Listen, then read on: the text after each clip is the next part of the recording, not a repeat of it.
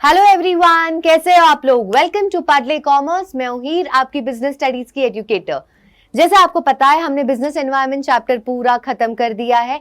आज मैं आपका वन शॉट में प्लानिंग चैप्टर पूरा समाप्त कर दूंगी। एक पूरा वीडियो आपको देखना है और आपका ये पूरा चैप्टर खत्म।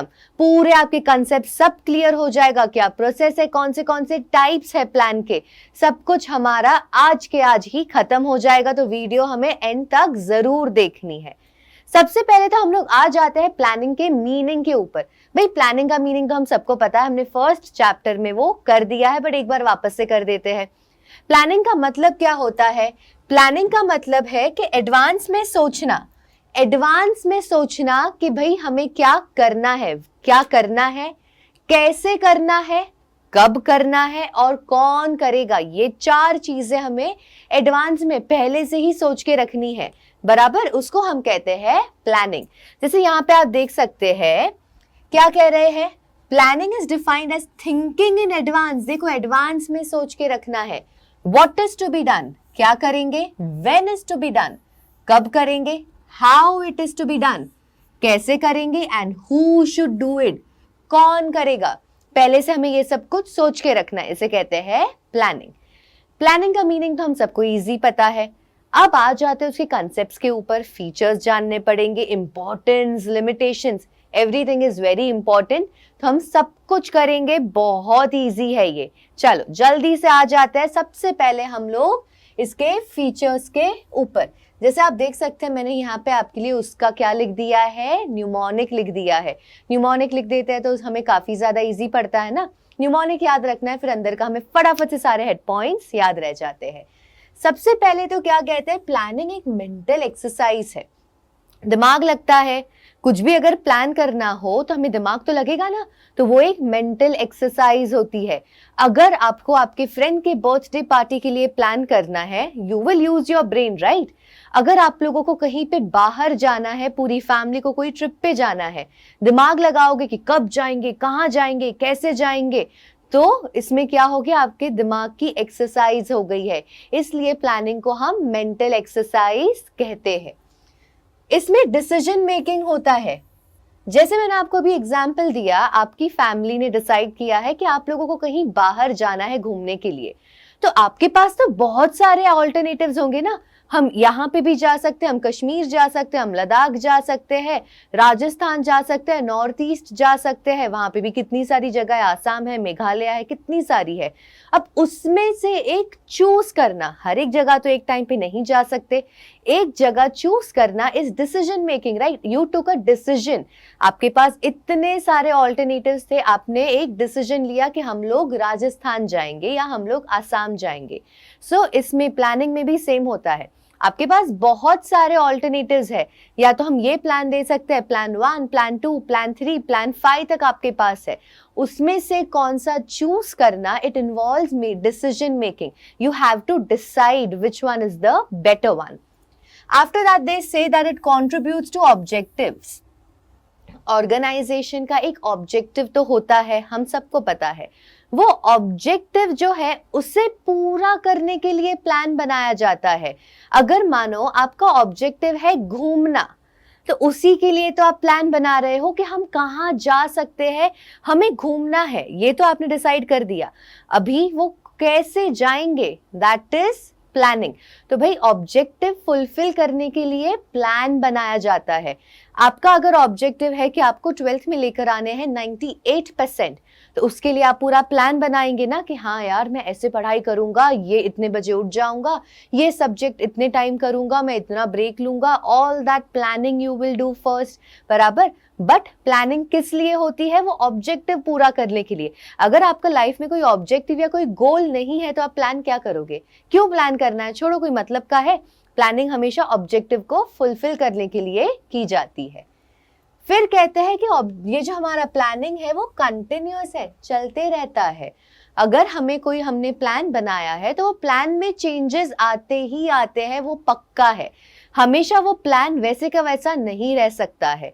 कभी मानो आपने कुछ सोचा था कि हाँ यार, आज मैं ये जो मेरा सैटरडे संडे आ रहा है उसमें मैं भर के पढ़ाई करूंगा, but due to certain circumstances you are not able to study. कुछ हो गया होगा, या तो आपको इमरजेंसी के लिए बाहर जाना पड़ गया, something must have had happened, तो हमें प्लान में कुछ चेंज करने पड़े कि हाँ ठीक है मैं ये अभी नहीं कर पाया, एक काम करता हूँ वीकडे में पढ़ाई करूंगा। So you made a change, right. ये चेंजेस आते रहते हैं, इसलिए प्लानिंग एक कंटिन्यूअस चीज है जो करते ही रहनी पड़ती है, उसमें कोई ना कोई चेंजेस लेकर आने पड़ते हैं। ये प्राइमरी फंक्शन है मैनेजमेंट का। फंक्शंस ऑफ मैनेजमेंट हमें पता है कौन से हैं, उसमें सबसे पहला आता है प्लानिंग।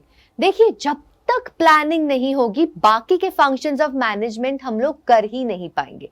प्लान करने के बाद ही ऑर्गेनाइजिंग, स्टाफिंग, डायरेक्टिंग, कंट्रोलिंग उसके बाद ही होता है, इसलिए इसको प्राइमरी फंक्शन कहते हैं, क्योंकि इसके बिना बाकी के फंक्शंस हम लोग कर ही नहीं पाएंगे, वो वेस्ट हो जाएंगे। That's the reason it is a primary function. ये परवेजिव है। परवेजिव क्यों? प्लानिंग हर एक जगह करनी पड़ती है, हर तरीके के ऑर्गेनाइजेशन में, हर एक डिपार्टमेंट में, हर एक लेवल में भी, मैनेजमेंट के लेवल में भी करनी पड़ती है, इसलिए इसे परवेजिव कहा जाता है।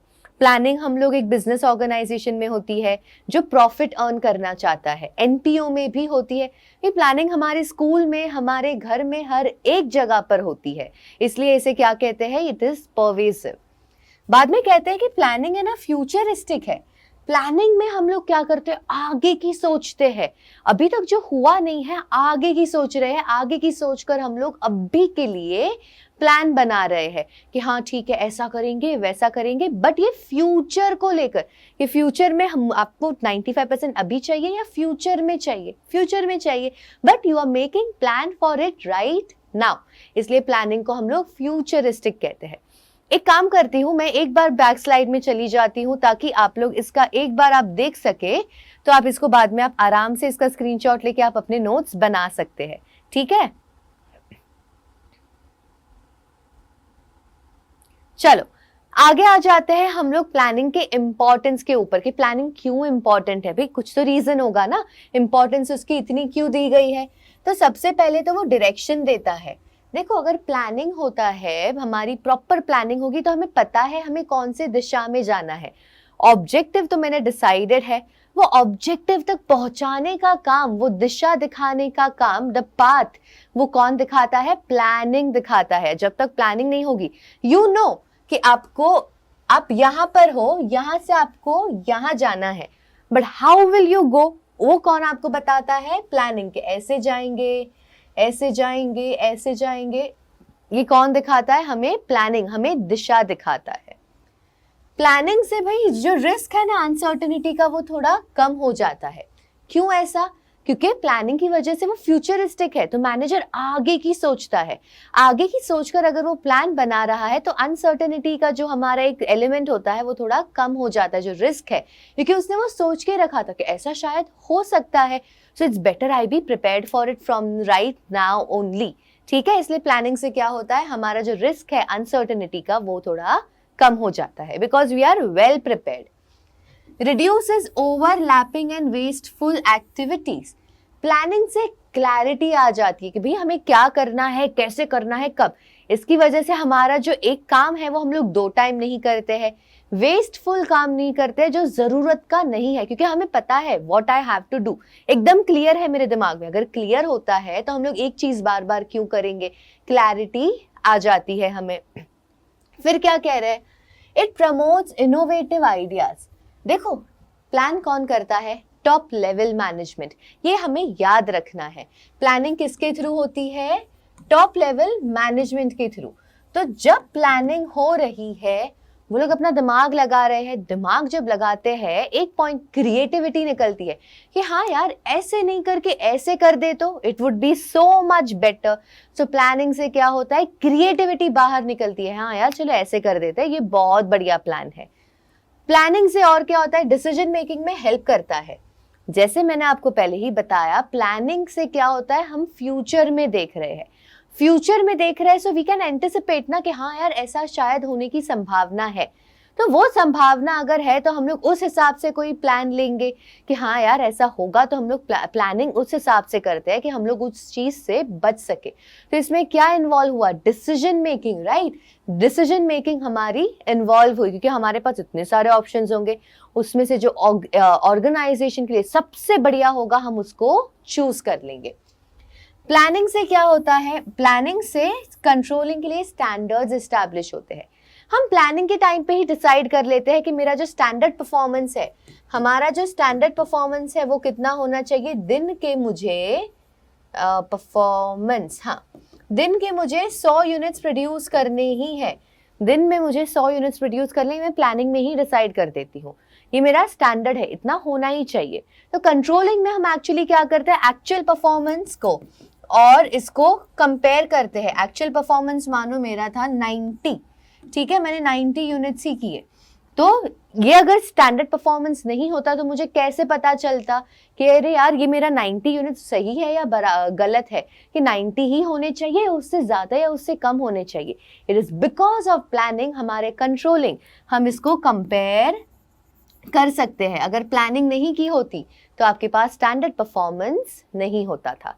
ओके, चलो आगे बढ़ते हैं। देखो इंपॉर्टेंस है बट कुछ इसके भी लिमिटेशंस होते हैं, कोई ना कोई तरीके से यहाँ इसमें भी कोई ना कोई प्रॉब्लम है।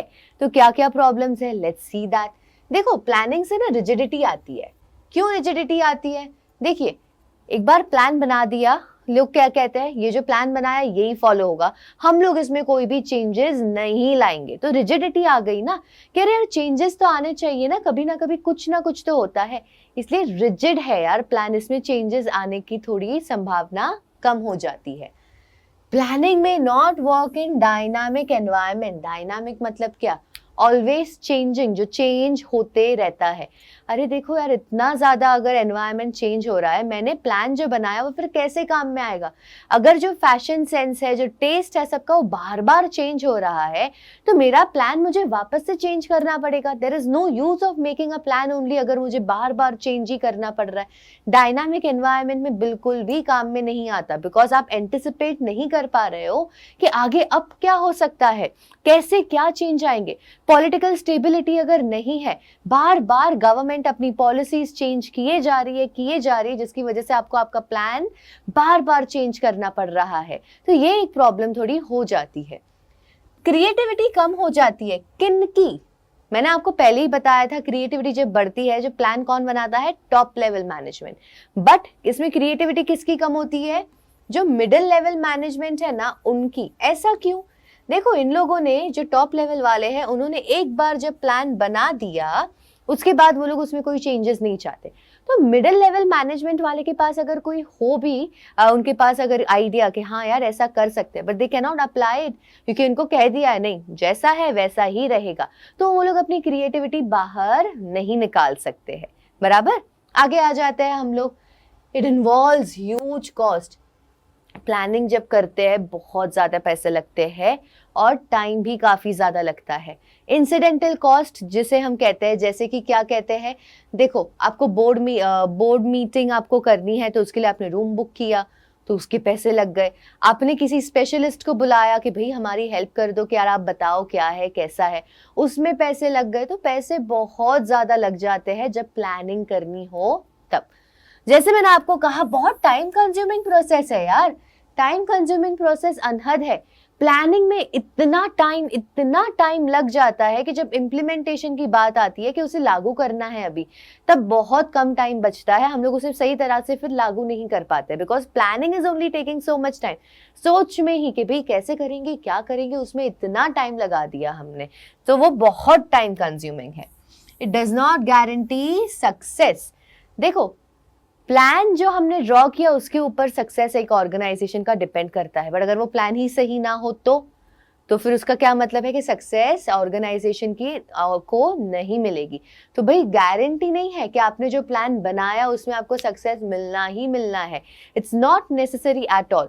वो शायद डायनेमिक एनवायरनमेंट में वो शायद आपका प्लान काम नहीं किया, सम और the other reason might be there. So हमेशा यू कैन नॉट से कि हाँ ये प्लान तो फुल प्रूफ है, इसमें तो आपको सक्सेस मिलनी ही मिलनी है, हम ये बात कभी भी नहीं कह सकते हैं। और भी ये सारे लिमिटेशंस के अलावा और एक्सटर्नल लिमिटेशंस भी है जो बाहरी एनवायरनमेंट की वजह से होते हैं, जो हमारे हाथ में नहीं होता है। जैसे कि नेचुरल कैलामिटी आ गई तो अब हम क्या करें, हमें हमारा पूरा प्लान चेंज करना पड़ेगा, बराबर। या तो गवर्नमेंट की पॉलिसी कोई चेंज हो गई, गवर्नमेंट की पॉलिसी हमें पता है चेंज होती है तो प्लानिंग पूरी चेंज करनी पड़ती है। We can not keep the same planning. उसके बाद कॉम्पिटिटर का स्ट्रैटेजी, कॉम्पिटिटर जब अपनी स्ट्रैटेजी कुछ अलग बनाता है, हमें भी उसी हिसाब से करनी पड़ती है, कुछ ना कुछ उसके आसपास। अगर कॉम्पिटिटर ने अपने जो प्रोडक्ट है उसका भाव कम कर दिया, भाव अगर उसने कम कर दिया तो हमें भी कुछ ऐसा करना पड़ेगा, या तो हमें ऐसा करना पड़ेगा वही सेम रेट पे हमें उनको थोड़ा ज्यादा देना पड़ेगा वो चीज, बराबर। सो कॉम्पिटिटर की जो स्ट्रैटेजी है उस हिसाब से हमारा प्लानिंग भी हमें चेंज करना पड़ता है, because it is very important ना। अगर उसकी स्ट्रैटेजी बहुत बढ़िया है तो फिर क्या हो जाएगा, हम तो पीछे रह जाएंगे और वो आगे चले जाएंगे। ऐसे कैसे चलेगा, हाँ हमें भी तो आगे बढ़ना है या नहीं। टेक्नोलॉजिकल अगर चेंजेस आते हैं तो प्लान पूरा चेंज हो जाता है। और फैशन और टेस्ट तो मैंने आपको पहले ही बताया, जैसे जैसे फैशन चेंज होता है, लोगों की डिमांड जो है वो अलग हो रही है, उस हिसाब से प्लानिंग भी अलग करनी पड़ती है एक ऑर्गेनाइजेशन को, बराबर। ये हो गया हमारा क्या, लिमिटेशंस। अब आ जाते हैं हम लोग प्लानिंग के प्रोसेस के ऊपर। 7 स्टेप है, बहुत ईजी है। चलो फटाफट से आ जाते हैं। सबसे पहला हमारा स्टेप कौन सा है, सबसे पहले तो हमें ऑब्जेक्टिव सेट करना पड़ेगा। पहले ऑब्जेक्टिव तो सेट करो कि where do you want to reach, आपको कितने 12th में परसेंटेज चाहिए, पहले वो तो डिसाइड करो, उसके बाद हम लोग प्लान बनाएंगे ना। So first thing that we have to do is set objective. जब तक ऑब्जेक्टिव सेट नहीं होता आपका प्लान बनाना वेस्ट है, it is of no use. The first thing that we have to do is set the objective. आपको 12th में कितने परसेंटेज चाहिए, आपको घूमने के लिए कहाँ जाना है, all that you have to first decide. Friend को बर्थडे पार्टी देनी है, सो वो सब आपको पहले ऑब्जेक्टिव आपको सेट करना पड़ेगा। ऑब्जेक्टिव सेट करने के बाद आपको प्लानिंग प्रीमाइसेस बनानी पड़ेगी। प्लानिंग प्रीमाइसेस डेवलप करने का मतलब क्या है, अज्यूम करना, assumptions बनाना कि भाई क्या क्या हो सकता है, what all things can happen। environment है, it is ever changing। so हमारा जो assumption हम लगाते हैं while making some plan, उसे हम premises कहते हैं कि हाँ भाई I am making an assumption कि ऐसा आगे हो सकता है। that assumption is premises। तो हमें वो assumptions भी तो लगाने पड़ेंगे। देखिए assumption के बिना आपका कभी भी प्लान नहीं बन सकता है। आप ये assumption लगा सकते हो कि आगे जाके लोगों का फैशन टेस्ट कुछ ऐसा होगा। आप ये अजम्पशन लगा सकते हो कि अरे यार आगे जाके हमें तो ये लग रहा है कि गुड्स का एक्सपोर्ट बहुत ज्यादा होने वाला है। आप ये अजम्पशन लगा सकते हो कि आपका कॉम्पिटिटर, हमें तो लग रहा है कि ये कुछ तो चेंजेस करने वाला है अपने प्लान में। So all these premises you have to first develop. वो प्रीमाइसेस डेवलप करने के बाद आप बहुत सारे ऑल्टरनेटिव कोर्स ऑफ एक्शन हमें आइडेंटिफाई करने हैं। देखिए आपको जाना है यहाँ, दिस इज योर डेस्टिनेशन, ठीक है, this is your destination and your house is over here. आप यहाँ पर हो, अभी आपको यहाँ से, ये आपका डेस्टिनेशन, आपका ऑब्जेक्टिव है। मैं यहाँ पे ऑब्जेक्टिव ही लिख देती हूँ, एक काम करते हैं, ये आपका ऑब्जेक्टिव है और ये आपका ऑर्गेनाइजेशन है। आपको यहाँ से आपको यहाँ पर पहुँचना है। यहाँ से यहाँ पहुँचने के लिए आपके पास बहुत सारे तरीके हैं। आप ऐसे सीधा भी जा सकते थे, अपने यहाँ से जा सकते थे, आप ऐसे करके भी जा सकते थे। तो हमने देखा ये जो सारे हैं मेरे ऑल्टरनेटिव्स है कि मुझे पहले वो आइडेंटिफाई करने पड़ेंगे कि यहाँ से यहाँ जाने के लिए मेरे पास कितने तरीके हैं। These are the alternatives, first something that you have to identify, that how many ways do I have to reach my objective। तो बहुत सारे प्लान बना सकते हैं ना हम, तो वो हमें सबसे पहले तो वो आइडेंटिफाई करना पड़ेगा। आइडेंटिफाई करके हमें उसे इवैल्यूएट करना पड़ेगा। फिर क्या आ जाता है हमारा फोर्थ स्टेप, उसे इवैल्यूएट करना, मतलब हर एक के बारे में हमें ध्यान से देखना, सबके प्रोज एंड कॉन्स समझना, कॉन्स किस में हमें कितना प्रॉफिट होगा, कौन सा वाला हमारे लिए अच्छा है, किस में हमें ज़्यादा दिक्कतें आनी है, तो वो हमें अच्छे से इवैल्यूएट करना है। हमें उन सब के बारे में थोड़ा पढ़ना पड़ेगा, रिसर्च करना पड़ेगा हर एक ऑल्टरनेटिव के लिए। इवैल्यूएट करने के बाद हम फिर क्या करेंगे, चूज करेंगे, सिलेक्ट करेंगे द बेस्ट वन, बराबर। भाई सब कुछ हमने देख लिया, सबके प्रोस कॉन्स देख लिए, सबको एकदम अच्छे से समझ लिया। उसके बाद जो हमारे ऑर्गेनाइजेशन के लिए सबसे बढ़िया होगा हम करेंगे उसको चूज। मानो मेरे ऑर्गेनाइजेशन के लिए ये वाला सबसे बढ़िया था, so I will be choosing this plan. ये हम लोग किसमें करेंगे? Selecting the best alternative. Select करने के बाद उसे लागू तो करो। सिलेक्ट करके क्या हम बैठ जाएंगे? नहीं, उसे लागू करना पड़ेगा, उसे इम्प्लीमेंट करना पड़ेगा। प्लान बनाया है, अब इम्प्लीमेंट करो। ये इम्प्लीमेंटेशन के टाइम पे हमारे बाकी के 4 फंक्शंस ऑफ मैनेजमेंट काम में आते हैं। अब ये सारे पिक्चर में आएंगे। अब तक सिर्फ प्लानिंग का ही काम चल रहा था, ये इम्प्लीमेंटेशन के टाइम पे हमारे बाकी के 4 functions will come into the picture. उसके बाद फॉलो अप भी करना पड़ेगा कि हमें ये भी तो देखना पड़ेगा जो हिसाब से प्लान किया था हमने सब बराबर है या नहीं, जैसा सोचा था वैसे सब जा रहा है या नहीं। अगर नहीं जा रहा है तो हमें कुछ चेंजेस लाने पड़ेंगे उसमें, अगर जा रहा है तो वैसे ही चलते रहने दो उससे। करेक्ट? तो अगर फॉलो अप हम करेंगे, we will see that the plan that we made was good और नॉट। क्या ये हमारा अच्छा है, क्या हमारे ऑर्गेनाइजेशन के लिए बराबर है, सो हम उसे फॉलो अप करेंगे। इजी था प्लानिंग प्रोसेस, बराबर समझने की देरी है। और अगर आप देखेंगे हेडलाइंस जो है इसके, उसी से आप आराम से समझ जाओगे कि इसके अंदर हमें क्या क्या लिखना है। So what I will do, मैं आपके लिए देखिए सारे स्लाइड्स मैंने बना दिए हैं। हम क्या करेंगे, आपको सिर्फ क्या करना है, इसका आपको स्क्रीनशॉट ले सकते हैं या तो पॉज करके आप नोट्स बना सकते हैं। यहाँ पर है हमारा सेटिंग ऑब्जेक्टिव्स, डेवलपिंग प्रीमाइसेस, उसके बाद है identifying alternative course of action, फिर उसे इवैल्यूएट करना, हर एक के प्रोज और कॉन्स जानना। बाद में हम क्या देखेंगे, उसमें से एक सिलेक्ट करेंगे। इतने सारे हमने देख लिए, फिर हम करेंगे सिलेक्ट। सिलेक्ट करने के बाद हम क्या करेंगे, उसे इम्प्लीमेंट करेंगे और लास्ट में हम लोग करेंगे फॉलो अप। ठीक है, तो हमारा ये क्या हो गया, प्लानिंग का प्रोसेस। आगे बढ़ते हैं अभी हम लोग प्लान के ऊपर। भाई टाइप्स ऑफ प्लान कर जानने से पहले प्लान का मीनिंग क्या है। हम कब से, अगर आप देखेंगे, हम कब से क्या कर रहे थे, प्लानिंग का मीनिंग देख रहे थे।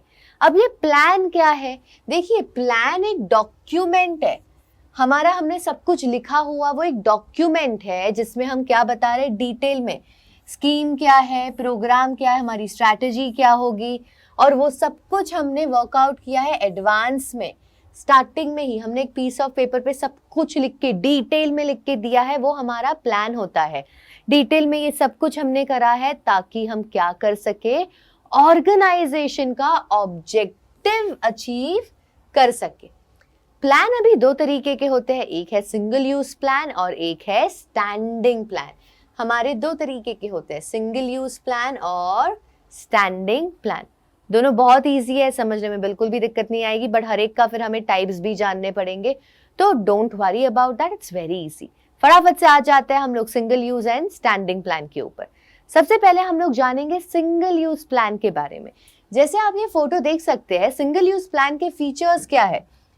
सबसे पहले कहते हैं कि सिंगल यूज प्लान जो है ना, वो एक स्पेसिफिक सिचुएशन के लिए होता है। एक सिचुएशन है उसके लिए वो वाला प्लान यूज किया जाता है।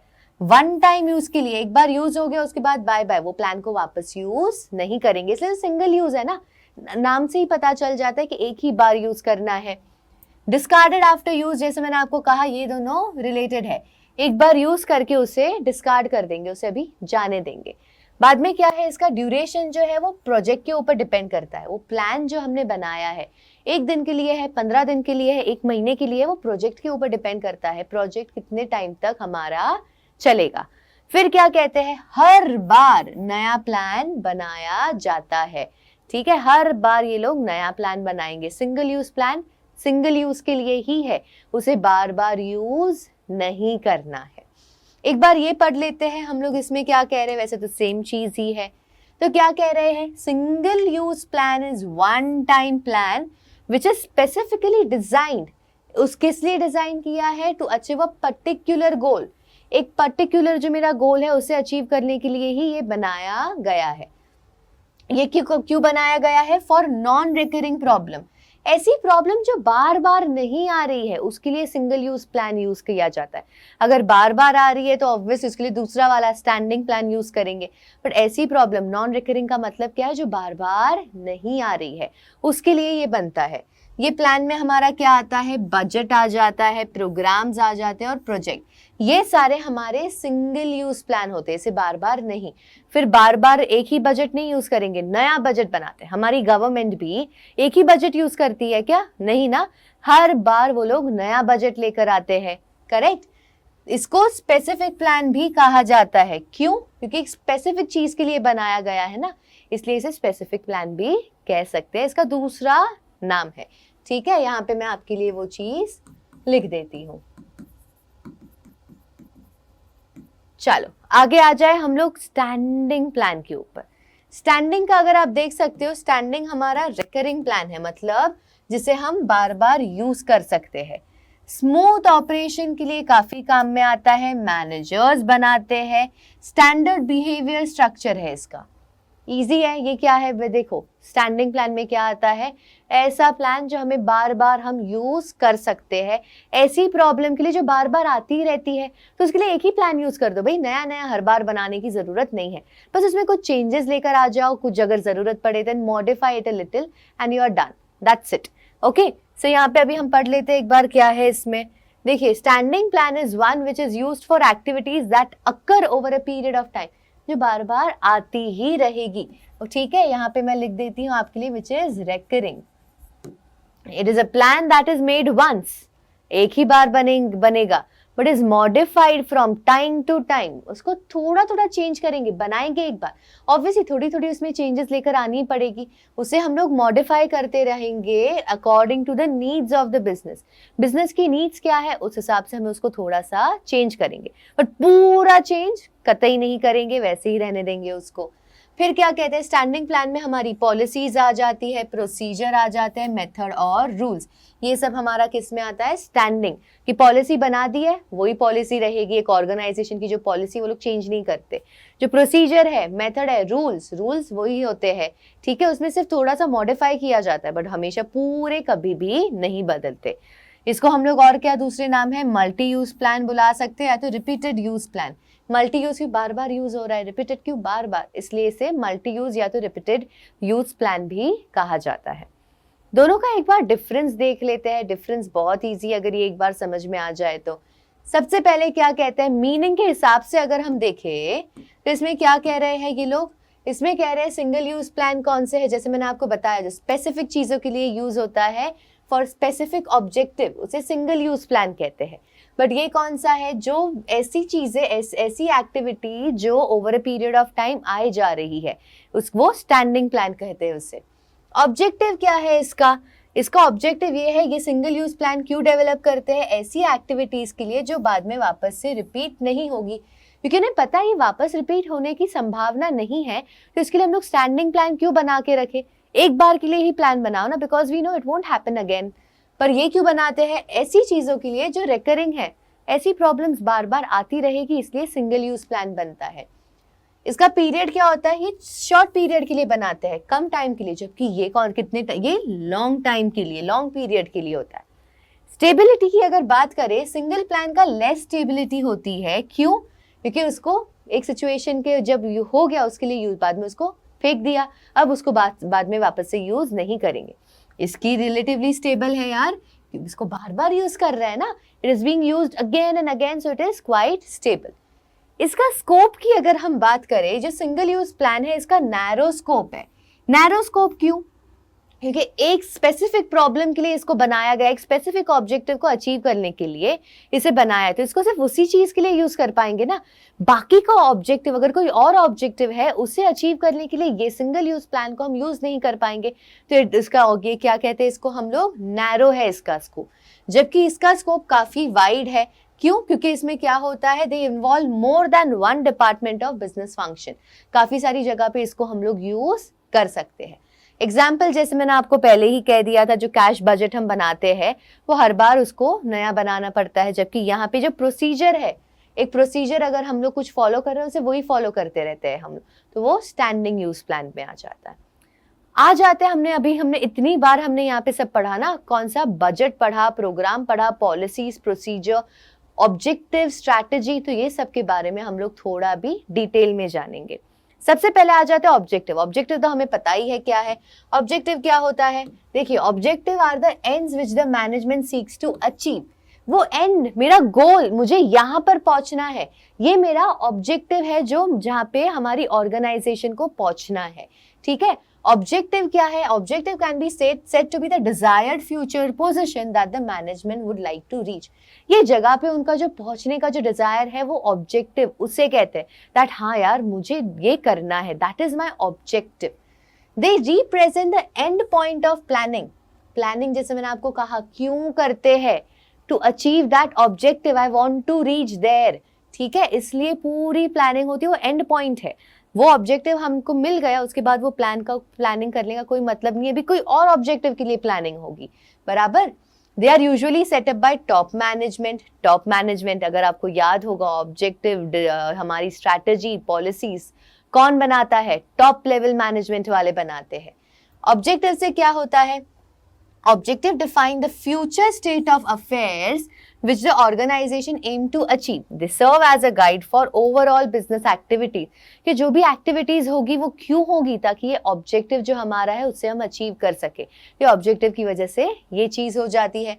ऑब्जेक्टिव हमेशा क्वांटिटेटिव टर्म में हमें मेजर कर पाना चाहिए। क्वांटिटेटिव मतलब 10, 20, 30 ऐसे। मैं अगर आपको पूछूं कि आपका आज पेपर कैसा गया था, तो आप मुझे बोलोगे अच्छा गया था, बुरा गया था, तो ये क्वांटिटेटिव नहीं है, ये क्वालिटेटिव है। क्वांटिटेटिव क्या होता है? आप बोलोगे अरे हाँ 40 मार्क का पेपर था ना, 30 आ जाएंगे, 25 आ जाएंगे, दैट इज क्वांटिटेटिव। तो ऑब्जेक्टिव क्या करता है? ऑब्जेक्टिव हमेशा हम लोग को किस में मेजर करना चाहिए? क्वांटिटेटिव टर्म में, नंबर में मेजर करना चाहिए। ठीक है, आ जाते हैं अभी हम लोग स्ट्रैटेजी के ऊपर। स्ट्रैटेजी क्या है? एक कॉम्प्रिहेंसिव प्लान है for accomplishing and organisation objective. Strategy बनाते हैं, ऑब्जेक्टिव डिसाइड कर लिया, उसके बाद उसको अकम्प्लिश करने के लिए, उसे अकम्प्लिश करने के लिए, उस तक पहुंचने के लिए हम लोग क्या बनाते हैं? स्ट्रैटेजी बनाते हैं। Comprehensive plan will include 3 dimension. Long term objective क्या है? Adopting to a particular course of action, और सारे रिसोर्सेज को एलोकेट करना ताकि हमारा जो ऑब्जेक्टिव है हम उसे अचीव कर सके। Whenever a strategy is formulated, business environment needs to be taken into consideration.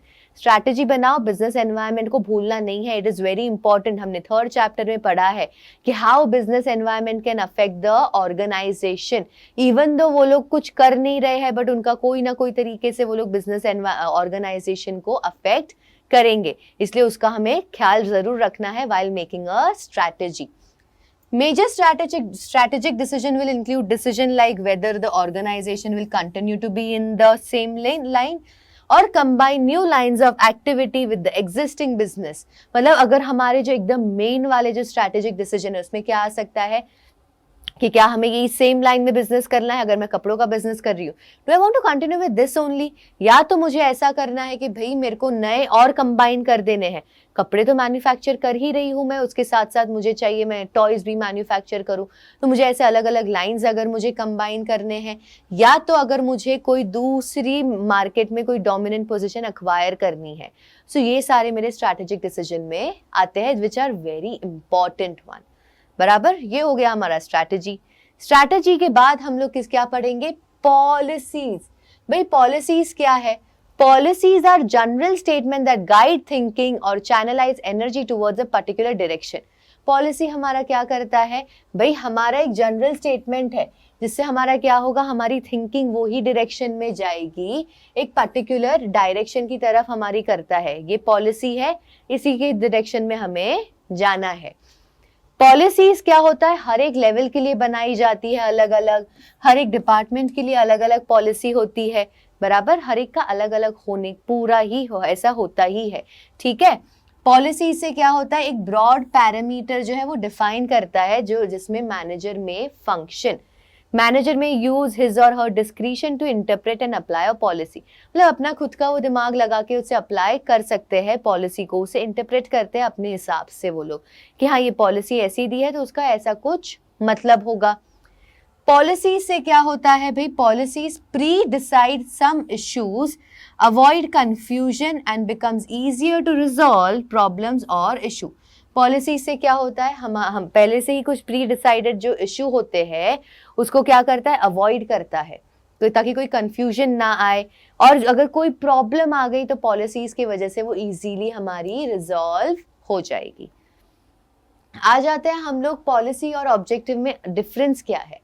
अगर आप देखेंगे पॉलिसी क्यों बनाई गई है, पॉलिसी इसलिए बनाई जाती है ताकि हमें पता चले कि how the work is to be done, काम कैसे करना है। जबकि ऑब्जेक्टिव क्यों बनाते हैं कि भाई क्या करना है, यहाँ पे कौन सा क्वेश्चन आएगा, कैसे करना है, और ये क्यों किया जाता है कि भाई क्या करना है, इसलिए हमारा ऑब्जेक्टिव होता है। पीरियड क्या होता है, इसका कोई टाइम डायमेंशन नहीं होता भाई, पॉलिसी वो चलती रहती है। जबकि इसका क्या हो सकता है, लॉन्ग और शॉर्ट टर्म के लिए हमारा ऑब्जेक्टिव होता है। नीड क्या है इसका, पॉलिसी का नीड क्या है, although they are needed to achieve the objective but organisation can not exist without them. Policy इसलिए बनाई जाती है ताकि ऑब्जेक्टिव जो है उसे अचीव कर सके, बट उसके बिना रह नहीं सकते। पॉलिसीज हर एक ऑर्गेनाइजेशन की होती ही होती है।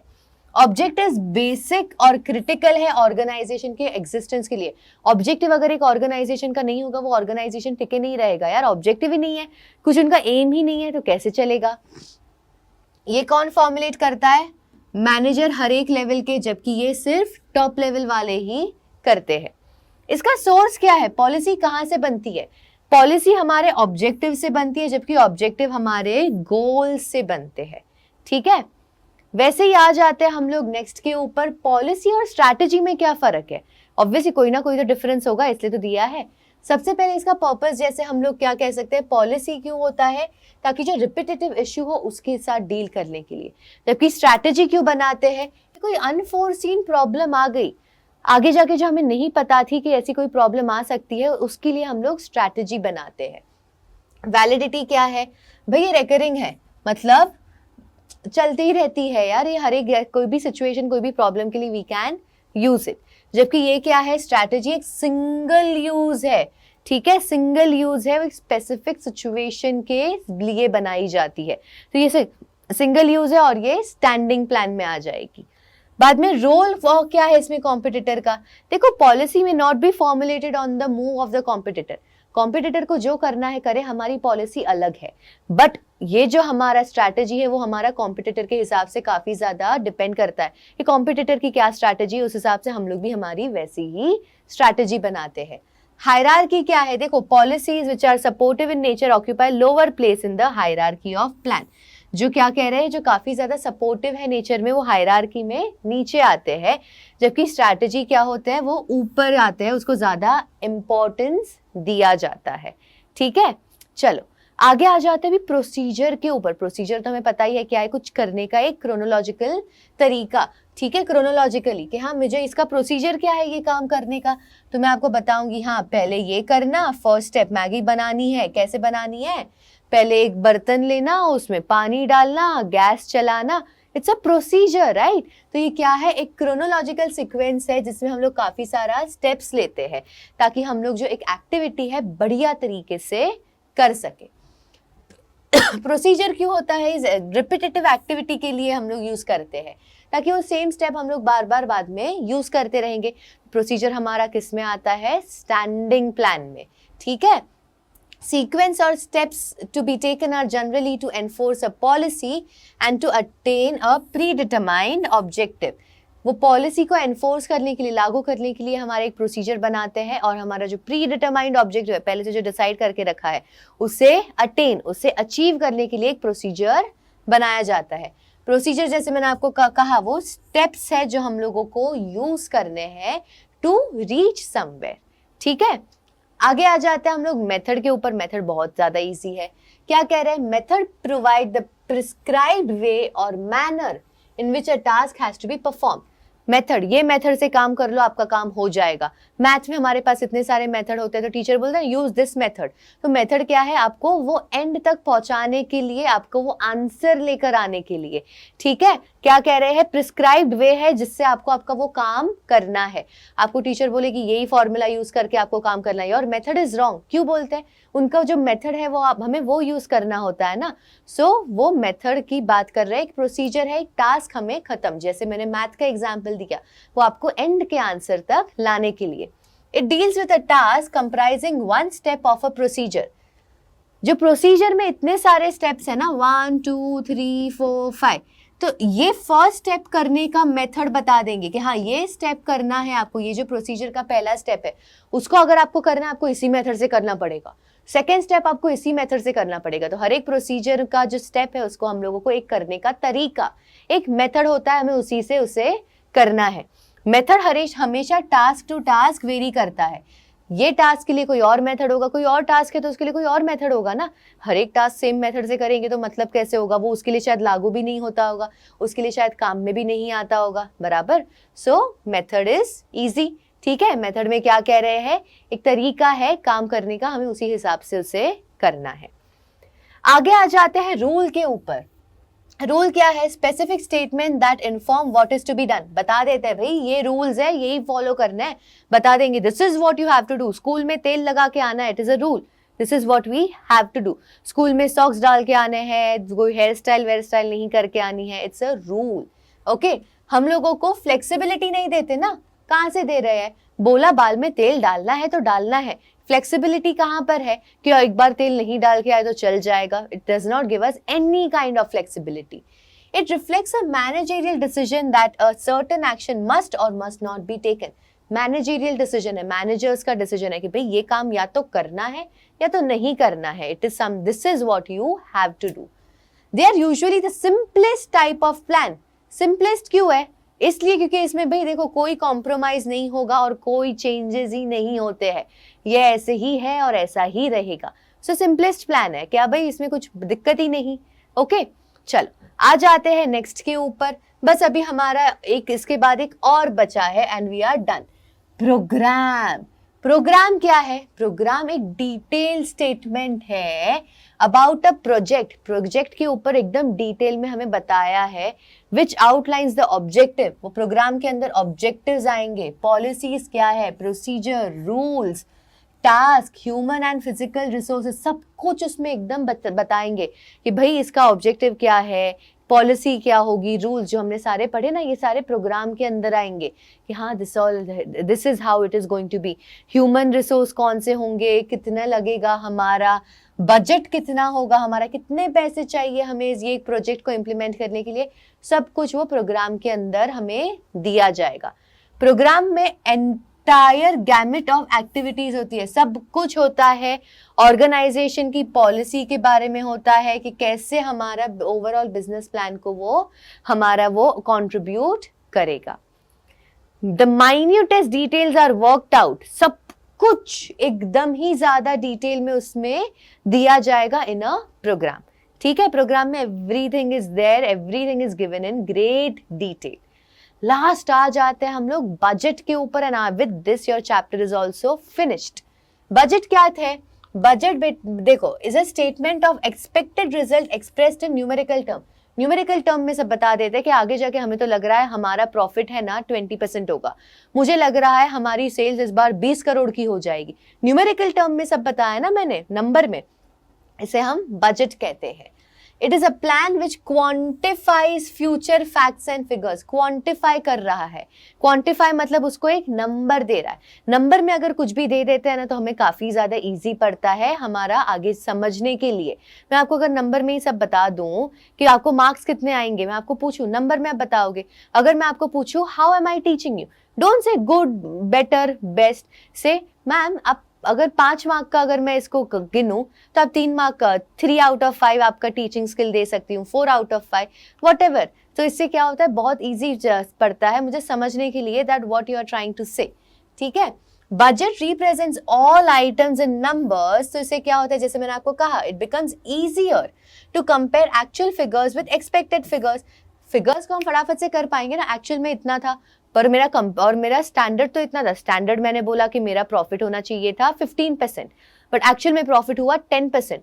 I could compare it very easily, right. मैं सिर्फ इतना बोलूं इस बार प्रॉफिट मेरा ज्यादा होना चाहिए। अरे पर किससे ज्यादा? आपका स्टैंडर्ड तो बताओ क्या है। कंपैरिजन कैसे होगा? क्वांटिफाई कर देते तो कंपैरिजन करना काफी ज्यादा इजी हो जाता है ना। इसलिए बजट क्या है? एक कंट्रोल डिवाइस है from which deviations can be taken care of. Deviation फटाफट से हम लोग कोई अगर दिक्कतें आ जाती है हम लोग फटाफट से उसका ध्यान दे सकते हैं, क्योंकि सब नंबर में है तो हमें फटाफट से समझ में आ जाएगा। मानो मैंने कहा था कि मेरा स्टैंडर्ड जो है, मुझे प्रॉफिट इस बार चाहिए 10%, बट एक्चुअल में मुझे सिर्फ आया है 7%। तो मैं इसको फटाफट से देख लिया ना, मैंने समझ में आ गया मुझे। I can take the necessary steps ताकि मेरा 7% से प्रॉफिट ज्यादा हो जाए, so that I can attain the profit of 10%। ठीक है, ये हो जाता है हमारा बजट। हो गया हमारा ये पूरा चैप्टर खत्म, सिंगल एकदम एक वीडियो में आपका खत्म हो गया। अगर आपको इसमें कोई भी डाउट हो then please write it in the comment section, and if you are new to this channel please subscribe करना है, ठीक है। अगर हम लोग इसके बाद हम लोग नेक्स्ट चैप्टर कौन सा करने वाले हैं? ऑर्गेनाइजिंग। वन शॉट में आपका पूरा चैप्टर खत्म हो जाएगा, आपको बहुत सारी वीडियोस देखनी नहीं पड़ेगी। Okay, I will see you all for the next class. Thank you so much everyone.